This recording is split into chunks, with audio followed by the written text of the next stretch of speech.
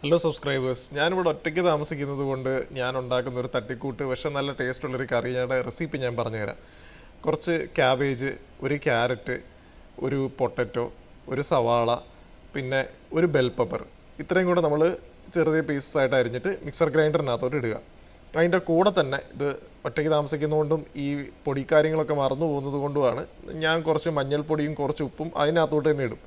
പിന്നെ കുറച്ച് മല്ലിപ്പൊടി ഇടാറുണ്ട്, പിന്നെ ഇച്ചിരി ഗരം മസാല ഇടാറുണ്ട്. ഇത്രയും ചേർത്ത് ഒരു കുറച്ച് വെള്ളം കൂടെ ഒഴിച്ചിട്ട് അത് മിക്സർ ഗ്രൈൻഡറിനകത്തിട്ട് അടിക്കും. ഒന്ന് നന്നായിട്ട് അരഞ്ഞതിന് ശേഷം തിരിച്ച് നമ്മളൊരു തിളപ്പിക്കുന്ന പാത്രത്തിനകത്തോട്ട് ഒഴിക്കുക. അതിനകത്തോട്ട് നമ്മൾ ഒരു പാക്കറ്റ് മിൽക്ക്, കോക്കനട്ട് മിൽക്ക് ഒഴിക്കുക. ഈ കോക്കനട്ട് മിൽക്ക് ഒരു 200 ml ഞാൻ പൊട്ടിച്ചൊഴിക്കാറ്. ഇത്രയും വെച്ചതിന് ശേഷം ഞാനൊന്ന് തിളപ്പിക്കും. ഒന്ന് തിളപ്പിച്ചതിന് ശേഷം അതിൻ്റെ മുകളിലോട്ട് കുറച്ച് മുരിങ്ങയില ഇടും. മുരിങ്ങയില ഇട്ടതിന് ശേഷം നല്ല ടേസ്റ്റ് ആയിരിക്കും, ഒരു നല്ല മണവും കൂടെ കിട്ടും. ഇത്രയും ചേർത്ത് കഴിയുമ്പോഴേക്കും ഒരു അത്യാവശ്യം നല്ലൊരു വെജിറ്റബിൾ കറിയായി.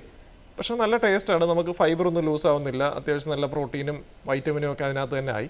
പിന്നെ നമ്മൾ ചെയ്യുന്നത് പറഞ്ഞൊരു ഗോതമ്പ് ദോശ ഉണ്ടാക്കുകയാണ്. ഈ ഗോതമ്പ് ദോശയ്ക്കകത്തോട്ട് ഞാനാണെങ്കിൽ ഈ ഗോതമ്പ് ദോശ ഉണ്ടാക്കുന്നതിന് മുമ്പ് തന്നെ കുറച്ച് ഗോതമ്പ് പൊടി വെള്ളത്തിനകത്ത് ഇടുന്നതിൻ്റെ കൂടെ ഒരു മുട്ടയും കൂടെ പൊട്ടിച്ചൊഴിക്കും. പിന്നെ അതിൻ്റെ കൂടെ ആണെങ്കിൽ കുറച്ച് ഈ മുരിങ്ങയിലയും കൂടെ നമ്മൾ കുറച്ചൊന്ന് ഇടും. പിന്നെ ഇച്ചിരി മഞ്ഞൾപ്പൊടിയും ഇച്ചിരി ഉപ്പും, അപ്പോഴേക്കും ഒരു നല്ല ടേസ്റ്റ് ആയിരിക്കും. ഇത്രയും ചേർത്തതിന് ശേഷം ഞാനാണെങ്കിൽ ഒരു ഗോതമ്പ് ദോശ ഉണ്ടാക്കും.